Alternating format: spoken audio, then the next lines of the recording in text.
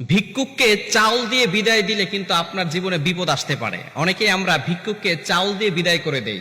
মনে রাখবেন, ভিক্ষুককে কখনো খালি হাতে তাড়িয়ে দিবেন না, কেননা নবীজি সাল্লাল্লাহু আলাইহি ওয়াসাল্লাম এটা নিষেধ করে দিয়েছেন। আল্লাহ পাক রব্বুল আলামিন নিজেও নিষেধ করে দিয়েছেন।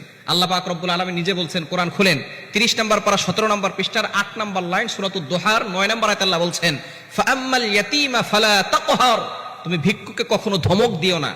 যারা সাহেল, যারা ভিক্ষুক, তাদেরকে কখনো ধমক দেওয়া যাবে না। ও আম্মা সাইলা ফালা তানহার, আল্লাহ পাক রব্বুল আলামিন ভিক্ষুককে ধমক দিতে নিষেধ করে দিয়েছেন। এজন্য আমাদেরকে সব সময় এই বিষয়ে খেয়াল রাখতে হবে।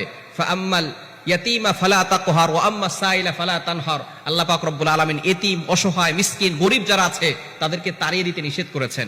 তবে দুঃখজনক হলেও সত্য, আমরা অনেকে তাড়িয়ে দেই না, তবে অনেকে আমরা চাউল দেই। ভিক্ষুক যারা আছে তাদেরকে চাউল দেয়। আবার অনেক সময় যাকাতের সময় আসলে যারা গরিব মানুষ তাদেরকে লুঙ্গি দেয়, কেউ শাড়ি দেয়। খবরদার, এই ধরনের ভুল